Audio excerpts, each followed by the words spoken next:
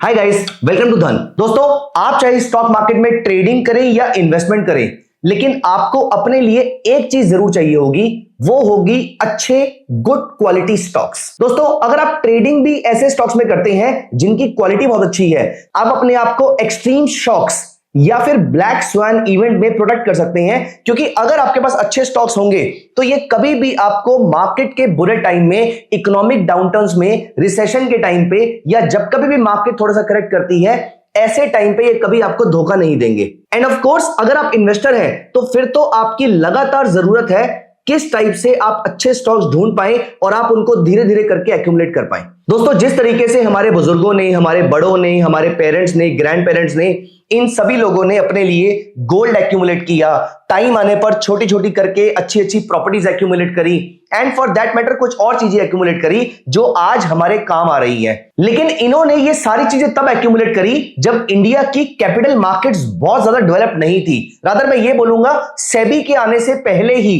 इन्होंने अपना एक्यूमुलेशन का फेज कंप्लीट कर लिया था, स्पेशली हमारे ग्रैंड पेरेंट्स ने। लेकिन अगर हम आज की बात करें तो आज हमारे बच्चों के लिए, आज हमारे आने वाली जनरेशन के लिए हमारी एक रिस्पॉन्सिबिलिटी है कि हम इन एसेट्स में अच्छे एसेट्स ढूंढें और हम उनके लिए एक्यूमुलेट करें। I personally feel, I personally believe, and rather I would say I have a very strong conviction that I am born in the time. हम जो लोग भी इस वीडियो को देख रहे हैं, हम सभी लोग इंडिया के ऐसे गोल्डन एरा में पैदा हुए हैं जहां पर इंडिया की सक्सेस स्टोरी की मिसाल दुनिया देगी आने वाले टाइम के अंदर, because we are going through a very very important phase which is demographic dividend. दोस्तों, डेमोग्राफिक डिविडेंड मैं इस वीडियो में आपके साथ डिस्कस नहीं कर रहा हूं। चलिए, ये मेरा एक आपको टास्क रहा इस वीडियो में आगे बढ़ने से पहले, आप एक बार इस वीडियो के खत्म होने के बाद सर्च कीजिएगा कि डेमोग्राफिक डिविडेंड क्या होता है और आप मुझे कमेंट सेक्शन में जरूर बताइएगा और हम कमेंट्स में आगे की डिस्कशन भी कंटिन्यू करेंगे।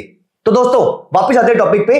तो इंडिया की ग्रोथ स्टोरी की मिसाल आने वाले सालों के अंदर दुनिया देगी। We are in one of the best phases of India and especially India's capital markets, India stock market। तो मुझे पर्सनली ऐसा लगता है कि आने वाली जनरेशन के लिए अगर मुझे कुछ एक्यूमुलेट करना है तो वो होने चाहिए गुड क्वालिटी स्टॉक्स। दोस्तों, गुड क्वालिटी स्टॉक्स आपको एज अ ट्रेडर और एज अ इन्वेस्टर दोनों तरीके से आपकी नेसेसिटी बन जाएगी आने वाले टाइम के अंदर, क्योंकि ये जनरेशन सबसे ज्यादा पैसा स्टॉक्स में लगाने वाली है। I am not talking about the trading thing here, I am talking about the investment phenomenon, I am talking about the investment mindset. ये जनरेशन बहुत स्मार्ट है और इसे मालूम है कि हमें एफडी के कंपैरिजन के अंदर स्टॉक मार्केट में ज्यादा अच्छे रिटर्न्स मिल सकते हैं।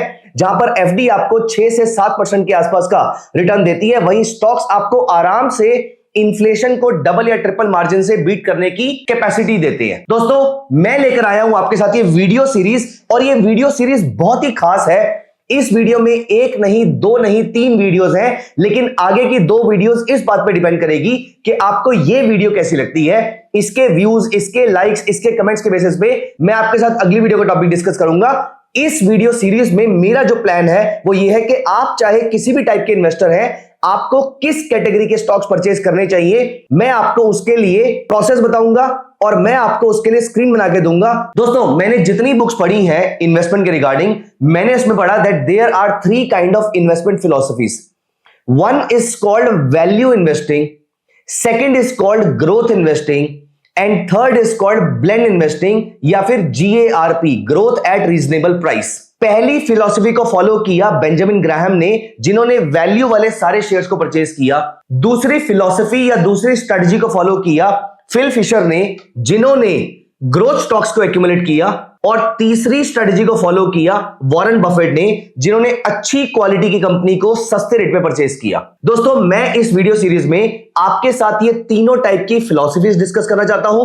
मैं आपको ये बताना चाहता हूं कि किस तरीके से मैं अपने लिए as a value investor, as a growth investor और एज अ ब्लेंड इन्वेस्टर मैं किस तरीके से अपने लिए स्टॉक्स को शॉर्टलिस्ट करता हूं, और मैं आपको उसका एक स्कैनर भी बना के दूंगा, प्रोवाइडेड आपको ये वीडियो अच्छा लगता है तो। और आपको मालूम है कि आपको इस वीडियो पे प्यार किस तरीके से शो करना है। अगर मुझे लगता है कि आपको ये वीडियो अच्छा लगा है आपके व्यूज के थ्रू, तो मैं इसका सेकंड और थर्ड पार्ट जरूर लेकर आऊंगा। अब मैं यहां पर चलूंगा इस वीडियो सीरीज को आगे बढ़ाते हुए। पहली वीडियो में, यानी कि आज की वीडियो में, मैं आपके साथ डिस्कस करने वाला हूं वैल्यू इन्वेस्टिंग क्या होती है। दोस्तों, वैल्यू इन्वेस्टिंग बहुत ही कमाल की इन्वेस्टिंग होती है। वैल्यू इन्वेस्टिंग का मतलब होता है कि आप सारे की सारी सस्ती चीजों को परचेज कर लेंगे। अब अगर आप सस्ती चीजों को परचेज कर लेंगे तो पहला क्वेश्चन ये आएगा कि अगर ये सस्ती चीज खराब हुई तो। दोस्तों सस्ती चीज जितनी मर्जी खराब हो, अगर इनमें से कुछ भी अच्छी चीज निकलती है तो ये अच्छी चीज की वैल्यूएशन बहुत अच्छी निकलेगी। कहने का मतलब क्या है, यहां पर अगर आप सारे के सारे किसी शॉप पे जाके सस्ते वाले हाइपोथेटिकली आम परचेज कर लेते हैं, आम का एक्चुअल रेट मार्केट में 100 रुपए किलोग्राम है, लेकिन आपको ये आम क्योंकि ऑलमोस्ट सारे खराब थे, आपको ये सिर्फ 5 रुपीज पर किलोग्राम के रेट पे मिल गए और आपने दुकानदार को जाके बोला कि सारे खराब क्वालिटी वाले जो कि आपको नहीं चाहिए वो मुझे प्रोवाइड कर दो। उसने 5 रुपीज पर किलोग्राम के रेट पे या 10 रुपीज या 2 रुपीज के रेट पे आपको ये सारे के सारे मैंगोस पकड़ा दिए। आप इसको लेकर अपने गोडाउन में आ जाते हैं और यहां पर आप इनमें से खराब क्वालिटी वाले बिल्कुल ही जो नॉन यूजेबल है उन सबको आप थ्रो कर देते हैं या फिर एनिमल्स को दे देते हैं, लेकिन इनमें से अगर कुछ आम थोड़े से भी अच्छे निकलते हैं तो आप इसको 100 के रेट पे तो नहीं, बट मान लेते हैं कि 50 के रेट पे आप इसको बेच पाएंगे। अब सोचिए, आपने 5 रुपीज किलोग्राम वाले आम परचेज किए और आपने 1000 किलोग्राम परचेज कर लिए, तो आपका 5000 रुपीज का एक्सपेंस हो गया। अब इस 1000 में से अगर 100, 200, 300 किलोग्राम भी आम अच्छे निकल जाते हैं तो भी आपकी कॉस्टिंग निकल आएगी। दोस्तों ये ब्रॉडर कॉन्सेप्ट है वैल्यू इन्वेस्टिंग का। तो गाइस, बेंजामिन ग्राहम क्या किया करते थे, वो ऐसी सारी कंपनीज के शेयर्स परचेज कर लिया करते थे जिनकी प्राइस टू अर्निंग मल्टीपल बहुत कम है। प्राइस टू अर्निंग का मतलब क्या होता है, अगर 1 रुपए की अर्निंग कमाने के लिए अगर आपको 10 रुपए से कम पे करने पड़ रहे हैं, 15 रुपए से कम पे करने पड़ रहे हैं, तो ये लो प्राइस टू अर्निंग हो जाएगा। लेकिन अगर 1 रुपए की अर्निंग कमाने के लिए, 1 रुपए का ईपीएस कमाने के लिए अगर आपको 100 रुपए तक पे करने पड़ रहे हैं तो मतलब the company is highly overvalued. Although आपको सेक्टर से भी कंपेयर करना चाहिए, लेकिन जनरली स्पीकिंग 100 से ऊपर तो ओवरवैल्यूड ही कहलाएगा और 20 से नीचे most of the companies, I am not saying all the companies, but most of the companies आपकी अंडरवैल्यूड ही कहलाएंगी। तो यहां पर इस वीडियो में हम ये पता करेंगे कि किस तरीके से आप वैल्यू इन्वेस्टिंग के लिए अच्छे शेयर्स परचेज कर सकते हैं। दोस्तों वैल्यू इन्वेस्टिंग की सबसे खास बात यह है जो बेंजामिन ग्राहम ने अपने पूरे करियर में, पूरे इन्वेस्टमेंट पीरियड में प्रूव करी, जस्टिफाई करी, वो ये है कि वैल्यू इन्वेस्टिंग, क्योंकि ऑलरेडी इतने गिरे हुए शेयर्स हैं, मार्केट का इकोनॉमिक रिसेशन भी इनका कुछ नहीं बिगाड़ सकता है। जब कभी भी मार्केट इकोनॉमिक डाउनटर्न में होती है, रिसीड करती है, ऐसे टाइम पे भी इन कंपनीज के शेयर्स ज्यादा नहीं गिरते क्योंकि ये ऑलरेडी बहुत ज्यादा अंडरवैल्यूड होते हैं। हां, जो शेयर्स बहुत ज्यादा ओवरवैल्यूड होते हैं उनमें करेक्शन सबसे ज्यादा आती है। मैं यहां पर कोई भी रिकमेंडेशन नहीं दे रहा हूं बाय या सेल करने की, लेकिन मैं आपको सिर्फ एग्जांपल के तौर पे बताता हूं। जब कभी भी हिंडनबर्ग या किसी और कंपनी की या किसी और एजेंसी की अडानी ग्रुप ऑफ कंपनीज के लिए अगर कोई न्यूज आती है तो वहां पर आप नोटिस करेंगे कि उस शेयर में करेक्शन ज्यादा आती है क्योंकि ये ऑलरेडी बहुत ही हाई पी मल्टीपल वाले स्टॉक्स हैं। सारे नहीं, लेकिन बहुत सारी कंपनीज अडानी ग्रुप की बहुत ज्यादा हाई पी मल्टीपल पे ट्रेड हो रही होती हैं, इसलिए एक भी नेगेटिव न्यूज इसमें शार्प करेक्शन लेकर आती है। स्टॉक प्राइसेस 20, 30, 40% तक गिर जाते हैं।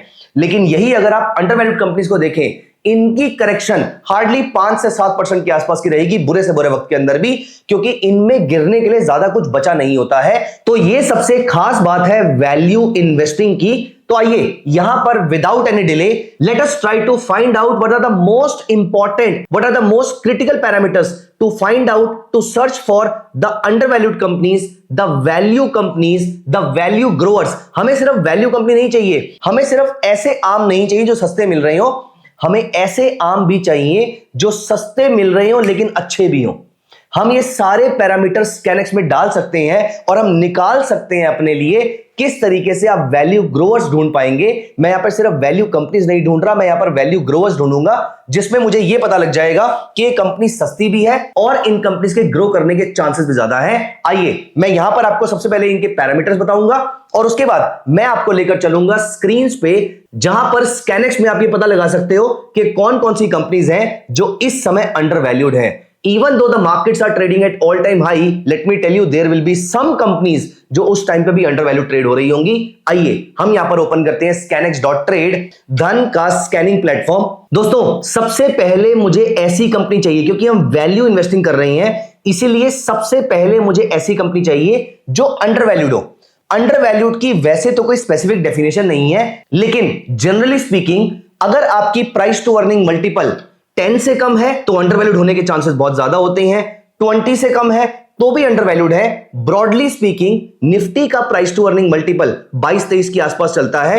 अगर इससे नीचे आपका प्राइस टू अर्निंग मल्टीपल है इन जनरल तो आप अंडरवैल्यूड हो सकते हैं। वो बात और है कि आपको सेक्टर से कंपेयर करके भी उसकी अंडर वैल्यूएशन निकालनी चाहिए। यहां पर मैं सेक्टर से बाद में कंपेयर करूंगा, पहले मैं यहां पर एक कंडीशन ऐड करता हूं कि मेरी कंपनी का प्राइस टू अर्निंग मल्टीपल कम होना चाहिए। लेकिन दोस्तों यहां पर मैं एक कंडीशन और ऐड करूंगा, प्राइस टू अर्निंग मल्टीपल इतना भी कम ना हो कि हमारे सामने ये डाउट आ जाए कि कंपनी अच्छी है भी या नहीं है। इसीलिए मैं यहां पर प्राइस टू अर्निंग मल्टीपल की एक रेंज रखूंगा। तो मैंने डाला PE ratio TTM, TTM stand for trailing 12 months, और यहां पर मैंने कंडीशन डाल लिया कि मुझे कम से कम 5 की प्राइस टू अर्निंग मल्टीपल चाहिए और मैक्सिमम 20 की चाहिए। तो 5 से 20 तक की प्राइस टू अर्निंग मल्टीपल वाले शेयर कितने हैं? यहां पर मेरे सामने 2500 में से सिर्फ 1300 शेयर रह जाते हैं, आधे शेयर मैंने डिस्कार्ड कर दिए। लेकिन this is not the only condition that we are checking, क्योंकि हमें ग्रोथ भी चाहिए, लेकिन ग्रोथ पे जाने से पहले मेरी एक मिनिमम रिक्वायरमेंट भी है कि इतनी छोटी कंपनीज भी ना हो कि मुझे डर लगे उनको बाय करने के लिए। इसीलिए मैं यहां पर बेस्ड ऑन माय बिहेवियर मैं थोड़ी सी सेफ्टी यहां पर चाहूंगा। तो मैं यहां पर एक कंडीशन जो कि ऊपर मार्केट कैप में ऑलरेडी दे रखी है, मैं चाहता हूं कि मेरी कंपनी की मार्केट कैप कम से कम 1000 करोड़ की तो हो। तो 1000 करोड़ से ऊपर की मार्केट कैप अगर मैंने चेक करी तो आधे शेयर और साइड हो जाते हैं, मेरे पास बचते हैं सिर्फ 750 शेयर। तो ये डिसेंट साइज की कंपनीज है, बहुत ज्यादा छोटी कंपनीज भी नहीं है और ये अंडर वैल्यूड भी है। लेकिन अब मुझे ये भी देखना है कि क्या इनका मैनेजमेंट एफिशिएंट है, क्या इनकी ग्रोथ अच्छी चल रही है। उसके लिए हम कुछ पैरामीटर्स और ऐड करेंगे, क्योंकि हमें सिर्फ सस्ते आम नहीं परचेस करने, हमें ऐसे आम परचेस करने जो सस्ते हैं लेकिन उसके अच्छे निकलने के चांसेस भी ज्यादा है। तो यहां पर दोस्तों मैं ग्रोथ के 2 पैरामीटर्स ऐड कर देता हूं। मुझे चाहिए रेवेन्यू ग्रोथ रेट, तो यहां पर मुझे चाहिए 3 साल का रेवेन्यू ग्रोथ रेट और 5 साल का रेवेन्यू ग्रोथ रेट। मुझे दोनों का ग्रोथ रेट कम से कम 15% तो चाहिए, मतलब ये कंपनी ग्रो भी कर रही हो, और 15% से ही मेरा 5 ईयर का रेवेन्यू कैगर है। अगर मैंने ये दोनों कंडीशंस ऐड कर दी तो अब मेरे पास 2500 में से सिर्फ 100 कंडीशंस बची हैं। लेकिन अभी हम इसमें कुछ कंडीशंस और ऐड करेंगे, जिसमें एक बहुत ही इंपॉर्टेंट कंडीशन है जो मैं आपको बताऊंगा। मैनेजमेंट की एफिशिएंसी चेक करने के लिए अगर आपको एक कंडीशन फाइंड आउट करनी है तो वो क्या रहेगी? मैं ये कहता हूं कि मैनेजमेंट अपने एसेट्स पे कितना रिटर्न जनरेट कर रहा है। मुझे चाहिए return on assets. Return on assets का मतलब होता है कंपनी अपने एसेट्स से कितना प्रॉफिट कमा पा रही है। मैं कहता हूं कि ये 20% का तो प्रॉफिट कम से कम कमा ही पा रही हो। तो यहां पर आप नोटिस करेंगे मेरे पास सिर्फ 10 कंपनीज बचती हैं। यहां पर मैंने कंडीशन ऐड कर दी 20% की, लेकिन अभी एज ऑन डेट क्योंकि मार्केट थोड़ा सा ऊपर आ गई है, इसीलिए आपको यहां पर कंपनीज कम मिल पा रही हैं। ऑल्दो हमारी कंडीशन अभी खत्म नहीं हुई है, तो फिलहाल इस कंडीशन को मैं थोड़ा सा माइल्ड कर रहा हूं टेम्परेरीली। देखिए दोस्तों, मैं आपको डायरेक्टली पैरामीटर्स बता सकता हूं, लेकिन मेरा पर्पस है आपको प्रोसेस सिखाना। तो कभी मार्केट्स ऑल टाइम हाई पे होंगी, कभी मार्केट बहुत ज्यादा लो पे होंगी, कभी मार्केट साइडवेज चल रही होंगी, कभी आपको दिखेगा कि ओवर वैल्यूड है, कभी अंडर वैल्यूड है, and so on and so fourth. ऐसे टाइम पे किस तरीके से कंडीशंस को ट्वीक करते हैं सो दैट अच्छे स्टॉक्स हमारे पोर्टफोलियो में आ जाए और खराब स्टॉक्स हमारे पोर्टफोलियो में कभी ना आए। तो यहां पर हमने अभी के लिए कंडीशन ऐड कर दी 15 की, सो दैट मेरे पास कुछ शेयर आए, क्योंकि मेरी अगली कंडीशन में बहुत सारे शेयर बाहर निकलने वाले हैं। मुझे चाहिए मेरी कंपनी की डेट टू इक्विटी। देखिए कंपनी अंडर वैल्यूड है, प्रॉब्लम नहीं है, ये अच्छी बात है, लेकिन एट द सेम टाइम अगर ये अंडर वैल्यूड भी है, ग्रो भी नहीं कर रही और इसने डेट भी ले रखा है, तो दोस्तों इसका मतलब ये है कि डेट के बर्डन में दबी हो सकती है। मुझे ऐसी कंपनी नहीं चाहिए, क्योंकि अगर आपके पास डेट नहीं होगा और अभी आप अंडर वैल्यूड है तो आप रिकवर कर जाएंगे, लेकिन अगर आपके पास डेट होगा तो आपके लिए रिकवर करना बहुत मुश्किल होगा। यहां पर मैं being a very safe kind of investor, मैं यहां पर डेट टू इक्विटी के ऊपर एक खासा ध्यान देता हूं। तो मैं कहता हूं कि मेरी debt to equity ratio negative नहीं होनी चाहिए, क्योंकि इक्विटी पॉजिटिव होनी चाहिए। तो यहां पर 0 to 0.5 ये बहुत ही इंपॉर्टेंट कंडीशन है। Debt to equity, price to earning, revenue growth rate, ये 3 कंडीशन मेरे लिए सबसे इंपॉर्टेंट कंडीशंस है, इस पे मैं कॉम्प्रोमाइज नहीं करूंगा। तो यहां पर अब मैंने इन कंडीशंस को ऐड कर लिया। मेरे सामने यहां पर 19 कंपनीज आ जाती हैं। यहां पर अगर आप नोटिस करें, लॉयड्स मेटल, नाटको फार्मा, HBL, BLS, आप इनमें से किसी भी कंपनी का स्टॉक उठा के देख लीजिए। फॉर एग्जाम्पल अगर हम नाटको फार्मा का स्टॉक उठा के देखते हैं, ये नाटको फार्मा का चार्ट है और यहां पर मैं इसमें एवरेजेस हटा देता हूं। अब आप नोटिस कीजिए, इस स्टॉक में आपको एक खास ट्रेंड देखने को मिलेगा। ये अच्छी खासी रैली शो करता है, उसके बाद 1-2 साल के लिए ये साइडवेज हो जाता है, अंडरवैल्यूड हो जाता है, उसके बाद ये वापस चलना शुरू कर देता है। दोस्तों मैं ये नहीं कह रहा कि यहां पर मेरे बाय करते ये स्टॉक ऊपर जाना शुरू कर देगा, लेकिन अगर यहां पे 6-8 महीने कंसोलिडेट करने के बावजूद अगर ये यहां से जैसे हर बार 2-3 टाइम्स के आसपास का मूव देता है, 2-3% नहीं, 2-3 टाइम्स 200%, 300% के आसपास का मूव देता है, मुझे ऐसे मूव्स यहां पर कैच करने हैं। यहां पर कंसोलिडेट करने के बाद अगर वो मुझे यहां से डबल ट्रिपल के आसपास का मूव दे देता है, तो यहां पर मेरा पर्पस सॉल्व हो जाता है। ये वो वाला आम था जो आराम से मार्केट में महंगे रेट पे बिक गया। मैं आपको अपनी लिस्ट में से कुछ और एग्जांपल दिखाता हूं, आप यहीं से ऊपर से उठा के देख लीजिए। लॉयड्स मेटल हो गया, नाटको हो गया, एचबीएल हो गया। हम इनमें से रैंडमली पिक करने की जगह सीक्वेंशियली भी चल सकते हैं। फॉर एग्जाम्पल अगर आप लॉयड्स मेटल देखते हैं तो ये देखिए, जब से ये स्टॉक लिस्ट हुआ है ये कंटिन्यूअसली ऊपर जा रहा है और ये अभी भी अंडरवैल्यूड स्टॉक है। अगर आप इसमें ये भी ऐड करना चाहते हैं कि मेरी कंपनी मेरी इंडस्ट्री में भी अंडरवैल्यूड रहे, तो यहां पर एक पैरामीटर और डाल सकते हैं, price to earning multiple, P ratio divided by sectoral P. तो यहां पर ये नंबर बहुत ज्यादा ऊपर नहीं होना चाहिए, मतलब सेक्टर के आसपास कहीं का होना चाहिए। तो price to earning multiple divided by sector का PE should be less than 1, मतलब मेरी कंपनी अपने सेक्टर में अंडरवैल्यूड है। अब आप यहां पर देखिए एक्शन कंस्ट्रक्शन भी अगर आप देखते हैं, ये रहा इसका स्टॉक प्राइस, तो इसके अकॉर्डिंग इसमें एक शार्प अपमूव आया था। फिलहाल कंसोलिडेशन करने के टाइम पे ये अंडर परफॉर्म कर रही है, ये अंडरवैल्यूड है। यहीं पर अगर आप कोई और कंपनी उठा के देख लीजिए, फॉर एग्जांपल एमजीएल 700 से ऑलमोस्ट 2000 3 गुना हुई, वहां से फिलहाल उसमें ड्रॉप आया था, करेक्शन आई थी, जिसकी वजह से ये अंडरवैल्यूड हो गई है और यहां से इसने वापस अपना अपमूव स्टार्ट कर दिया है। मुझे नहीं पता कि यहां से ऊपर जाएगी या नहीं जाएगी, लेकिन फिलहाल बेस्ड ऑन द फंडामेंटल्स ये एक अंडरवैल्यूड कंपनी है। अगर आप इनमें से कोई और कंपनी उठा के देख लीजिए, फॉर एग्जांपल फाइनोटेक्स केमिकल्स देख लेते हैं। This is a beautiful company, लेकिन फिलहाल यहां पर टेम्परेरीली स्ट्रगल कर रही है, तो ये भी यहां से लॉन्ग टर्म के अंदर आपको अच्छे रिटर्न्स दे सकती है।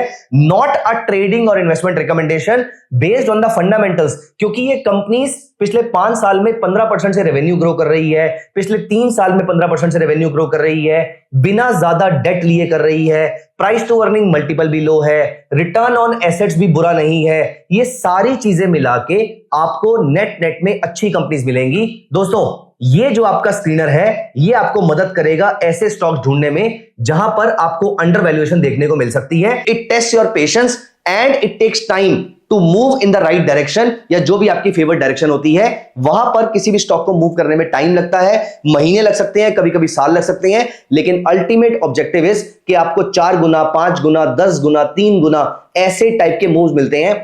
परसेंटेज में नहीं, गुना में मूव्स मिलते हैं। अगर आपको ये चीज मोटिवेट करती है तो आप इसी तरीके से अपने लिए अच्छे अच्छे स्टॉक्स ढूंढकर उनको लॉन्ग टर्म के लिए एक्यूमुलेट कर सकते हैं। दोस्तों investing is a beautiful phenomenon, investing is a beautiful thing, आपको लॉन्ग टर्म के अंदर बहुत अच्छे रिटर्न्स देके जाती है। दोस्तों कैसी लगी आपको ये पूरी की पूरी वीडियो और ये पूरा का पूरा थॉट प्रोसेस, आप हमें कमेंट्स में जरूर बताइएगा। दोस्तों मैं स्क्रीनर को आपके लिए सेव कर रहा हूं वैल्यू ग्रोवर्स के नाम से। अगर आपको ये स्क्रीनर का लिंक चाहिए तो आप मुझे कमेंट्स में बता सकते हैं। I will be happy sharing this link with you. Demographic dividend क्या होता है ये भी आप मुझे जरूर बताइएगा।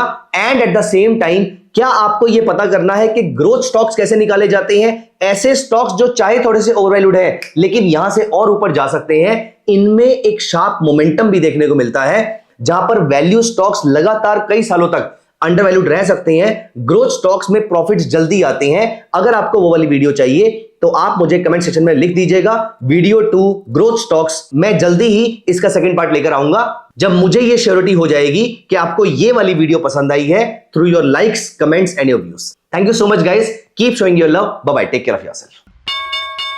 Investments in the securities market are subject to market risk. Read all the related documents carefully before investing.